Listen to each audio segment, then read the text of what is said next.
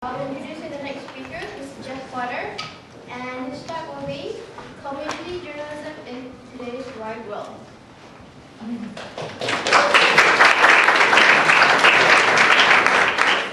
Thank you so much. This is great. Now let's see. We haven't solved. Oh, here we have solved the problem. The level surface there. In case you're wondering, I really, Alex's introduction, we had talked about all the connections to SIT. I really don't have any connections to SIT. I do now. So in case you're wondering, wait a minute, what does this have to do with SIT? Well, it's very indirect because I will actually, I hope by the time I'm done, we will see a connection.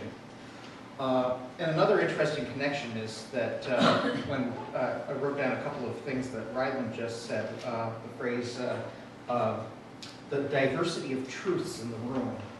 And we're all teachers and we're all learners. And if there's any two phrases that describes what I'm trying to do with our local community newspaper, those really resonated, and I love that interconnection. So here I am. Today I'm going to talk to you about the news, the future of newspapers and their role in building and energizing communities. I'm a newspaper editor. I'm one of those people that you read about on Twitter and think of either as the longtime unemployed, the newly unemployed, or the about to be unemployed. When you hear the title newspaper editor, you might imagine me as a backwards-looking, jaded, grumpy triceratops who wears an eye shade, smokes unfiltered Luckies, waves a pike of pole around, and keeps a bottle of booze in the desk drawer. Sometimes someone who thinks the best days of newspapers are gone forever. In reality, I am privileged to play a central role in a wonderful experiment in our community. And this is the newspaper that you can pick up every single week if you go downtown, or I believe it's on campus as well. This is a nonprofit weekly newspaper that was started as an idea in 2004. I was ahead of myself, sorry. By a group of citizens who believe in the notion that community should be engaged with and in control of its news media. So, how do we make that happen? I'm not here to denigrate the old media, and my goal today, in 18 minutes or so, given that time's kind of relative in Brattleboro, is to get you as excited as I am about the future and the potential of community journalism, and how those two words can and should play off of each other. And to tell you the principles that are working for us here in Brattleboro, if we want small-town journalism to survive and thrive at its most fundamental levels. And wherever you are in this wide world, I hope that you take away the concept that there are communities and they need us. So put yourself in my place for a few minutes and imagine that you're editor of a newspaper in Vermont in 2013. What rules am I following, and how can those principles guide and inspire other local newspapers in this changing media landscape? So I'm going to start off with some universal truths, which are, we want to belong and connect with other people, and we want to belong and connect with where we live. The people who surround us, the place where we live, that could change in a moment. And as a nation, we have become so much more mobile in a world that has become so much smaller. Take a look at this slide here. It's a page from a 1922 issue of the Vermont Phoenix, a newspaper that was published here in Brattleboro. Notice anything? I don't know if you can you read any of that text? Sure. Yeah, so it's, just especially the Brattleboro news is in the middle here. Doesn't that kind of look like your Facebook feed? Now, historically, community newspapers provided people with their first exposure to local, state, national, and international news as well. And this is much harder to read, but you've got it's like this random dump of links, and and again, it's much like the links that you see on social media, this crazy internet stuff. So really, the internet hasn't destroyed newspapers. They've always kind of been this way. Historically, community newspapers provided people with their first exposure to this. And the newspapers with limited space would, they refer, it's impossible to see, but you've got links somewhere, you've got the Daily Hampshire Gazette in Northampton. They would just cut and paste things that they liked they shared links. But all that, you know, all this comes back to an obvious question. This is we've come full circle. So if the internet has supplanted how we learn about the big world in a way, the internet and social media have supplanted how we learn that our neighbors are sick in bed with the flu. Where does that leave newspapers today? Does that leave newspapers with any role to play? Yes, it does. So these are the principles that we're trying to adopt here in making ourselves relevant. And these are fluid. They change quite a bit. But really, we got principles, and this is what is it. Our readership is growing, our circulation is growing, our advertising is growing, and newspapers are supposedly dying. So the first thing that seems to be working is you tell the stories that need to be told, and you take all the time and the space you need to do the job right. And these are the stories that no one else is telling, or reported in a way that nobody else can or will. The one huge advantage is the internet is 24/7 news channels and social media have is immediacy. But there's still something better that we can do, and that's provide better than anybody else, that's depth and understanding. Our newspaper reported a story this summer that was so sensitive and so complex and so complicated that we devoted 6 entire broadsheet newspaper pages to convey it. And I'm going to embarrass Joyce Marcel because she is one of our audience members today, but she did a fantastic job on this story, and I'm proud to be your editor.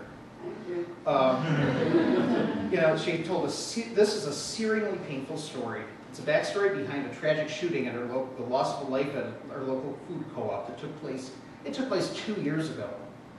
It took us 2 years to do this story, to do the story that, and in the way that we felt was right and appropriate and mattered. Obviously we've had the news all along, but this is really where it was at. It painted complex portraits of the people involved in the very different worlds and expectations. And that cannot ever be conveyed in 140 characters. But the link can. And portions of the debate and over the story and our approach to it, yeah, that can be debated too over the internet. So you take years if you need to. At the community level, no one else can do that work. Okay. Here's another principle is, I think I mixed something up here. Anyway, sometimes what we can bring is when up to the minute news really does matter, having people who are familiar with the community and know the questions to ask and know how to get that information out, that can be precisely what we need. 2 years ago, as Tropical Storm Irene was chewing through this state, we had rumors and misinformation flying around the internet. We were able to dispel the rumor that the Harriman Dam had been breached, a catastrophe that, if true, would have spent 38 billion with a B, gallons of water down the Deerfield River. And law enforcement personnel were spreading this rumor themselves about 30 miles south of here where I live. And all it took was a text to the right person to answer the question definitively, and we were able to calm people down. And that's a very small example, but over and over, hundreds of times, I deliberately hired an editor who knows this area as well as I don't know this area, because that expertise at a community newspaper level is that important. You've got to have that context, and that's a role that you can have all the internet in the world and all the social media in the world, but there's a role for newspapers there. Meanwhile, and with the, and so that's really, we're not chasing ambulances, but we do what we can when we do need to do that. And then, of course, technology came into play in just alerting us and making us cover a complex story better, faster, and more accurately. So the goal is I was, at home with the power out, and yet I learned that the storm had taken an order of magnitude and a direction that would significantly alter the course of how we were covering that story and the course of how we were going to live and work in this area for years to come. So we don't compete with the technology. We use it. We leverage it. We coexist with it. And we try to do that with relentless creativity. We use the technology to mine social media for story ideas, to make friends, to engage with news sources, to find photos. We use technology, and it's almost exclusively open source software, to produce the paper. We still paginate with commercial software, but pretty much everything else, from file management, photography, website, production, advertising, print management, is all done and relying on free, community-based, open source web technologies and the under-the-hood power of material that really is community-based. And done in that spirit. And that in turn makes it possible for us to redirect the resources that we would have used in paying to produce the newspaper into putting it into better, more content. And that, my friends, is grassroots technology use. So for a community newspaper to survive, you have to make good use of these tools separately and together in the mechanics of creating a better newspaper. But where you can really shine and where technology can give your newspaper value is in giving your community a voice. The editorial page is the heart and soul of a newspaper. Yet I look at community newspapers today and it breaks my heart because it is so, so rare to see a good editorial page in a small newspaper. And it's just a squandered opportunity. To me, there is no better example of how technology has enhanced and not supplanted the role of a newspaper in the community. Here's an example. So, did somebody give an impassioned speech extemporaneously in public? No, actually, that's not the example I thought. Sorry. Bernie Sanders did. We transcribed it. Nobody else will, and that bypassed the senator's communications directors and people who would normally send out, stuff to every newspaper in the world. But that was not only accurate, it was unique to us. Nobody else is going to do that. Suppose somebody, here's an example. Somebody posted a really poignant opinion on Facebook. All it took was a question, hey, can I use that in the paper? And with one, with the alchemy of editing, you get an op-ed.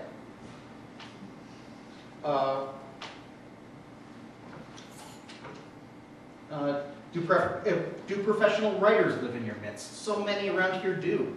Tom Clines is a great friend of the newspaper. He's also a contributing editor to a bunch of magazines and let us reuse a piece that he did for Popular Science, a very opinionated but very meticulously reported piece on global climate change and the people who deny that it exists. A great piece that found a whole new audience in a local context from somebody whose reach is worldwide, but his connection is local. Local history. All it takes is finding. We find some great stuff in that is digitized by Google Books or internetarchive.org. Public domain, free for the taking, and not just to exploit, but to go back and say, what was life like 100 years ago? I found this little gem just out of nowhere, and I prepared it to tie into the 4th of July a couple of years ago, and that was just it's a great change of pace. Local artists, as it happens, Sarah now works for us. But she was thrilled to have, she's always thrilled to have her wonderful illustrations in the paper. Blogs. If a blogger isn't interested in getting in communicating to the world, however she or he might want to. I mean, that, of course they want more audience. That's why they do it. And they are so, I have never had a blogger who wasn't honored and thrilled to have a blog post transmogrified into an op-ed and presented on 6,000 local copies, thank you, of the local newspaper. I found this wonderful chapter in this book by Liam Clancy, a Irish folk singer, a memoir of this Irish musician's small brush with our area back in the 50 years ago. And it was also the internet that let me find his descendants who were thrilled to hear from me and said that this was one of their the son said it was one of his dad's favorite stories and he would have been honored to have it in our paper. How do I do this? I Googled the hell out of it. Look, this is I went back. Google, of course, kind of creepily saves all your searches if you. But this is great because, in fact, this very story I stumbled on. I was looking for, hey, has anybody written about something good for that I could use for a holiday issue? And so you can see, just Google, can't find it. Try something else. It's there for the taking, not for the taking, but for the, for the finding. And then the asking and the permissioning. I want to make perfectly clear, I don't just rip people off here. I always ask permission, and I'm honored that they give it to me. Okay, so there's that. And finally, I think this is the last principle. And I'm sorry, I've been winging it here because it's better than what I wrote. Truth, history, standards will always have a place in local news. When you're a good editor, there will always be a need for a newspaper. Have you ever heard the term citizen journalism? I really take issue with it. I would no more want a citizen journalist than I would a citizen dentist. At its best, there's no distinction. Citizen journalism who's doing good journalism is a journalist, period.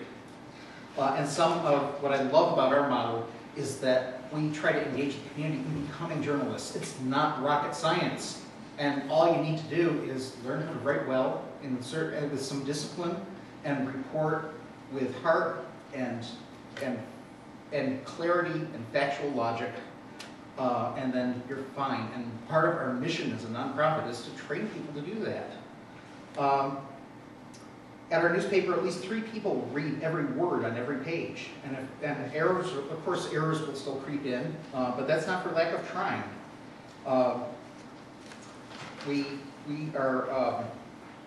When we edit, we do so on so many levels, from subject-verb agreement to internal logic of a piece to its ultimate fairness. It's simply professional editing, and there will always be a need for these standards at even the most local of news organizations. And when we do our best, especially with difficult local issues, sometimes good editing can turn pure heat into light. And finally, I guess it wasn't the last principle. Nonprofit newspapers are the fish back into water.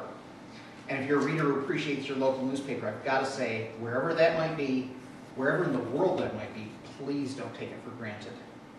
Have I mentioned that our newspaper's nonprofit? It's nonprofit. In fact, this is a public document. We have to make, if you want to walk in our office and see what our finances are, you are legally entitled to do that. And that's the one thing that attracted me to this job. And I'll tell you why. It's a nonprofit. We do what we do not because the marketplace will support it, but because there's something that, damn it, it's more important than money. And it's not about scale. When community is at the center of your mission, however big or small that community is, it becomes irrelevant if that community needs responsible and creative news coverage. That's important. That shouldn't be left to the marketplace. And that, my friends, is a charity in the best sense of the word. To write these stories, to engage with the community on an intimate level, you need trust.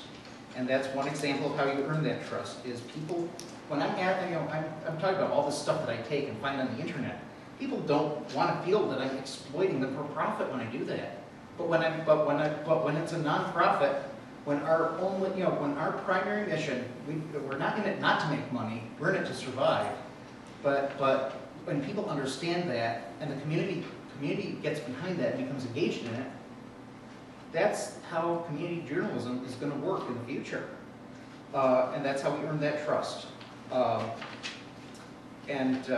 It just makes me feel good about what I do if I'm doing it. Because to do this job right, you have to be mission-driven, or at least driven. Okay, so we come back to full circle. So that's how you create readers. That's how you create a small newspaper. The sum of all those little efforts, that adds to the community in a big way. So where do we go from here? I don't know. And if anybody else tells you they know how the future will treat newspapers, they're either deluded, they're oversimplistic, or they're just plain lying. I can't tell you the form that newspapers will take, or whether in 5 years we will even be publishing on paper at all. I can't tell you whether our content will continue to be distributed in weekly bursts, or whether it will turn into a daily dribble online. I can't tell you whether we will primarily be dealing with the written word, or whether our work will evolve gracefully and naturally into a multimedia stew. And I can't tell you how the finances will shake out, how long advertising whether that will keep pace with what we need, or donations, or what have you. But what I can absolutely tell you is that if newspapers are to survive, they will need to adopt an expansive and sometimes collaborative relationship with their readers. Community newspapers can't be afraid to engage their own readers, to give them a voice, and to use all the professional tools at their disposal, and emerging tools, to help them tell those stories. And I will tell you that as long as we're around and we're in this community, we will have a staff that cares deeply about this area and these stories. We will actively engage our readers. We will frame the issues that affect all of us and try to educate and agitate and moderate. And when we do that, the whole is more than the sum of the parts. A newspaper provides some common frames of reference for us to reflect community, to rely on community in the end, in at least a small part, to help create community. Thanks.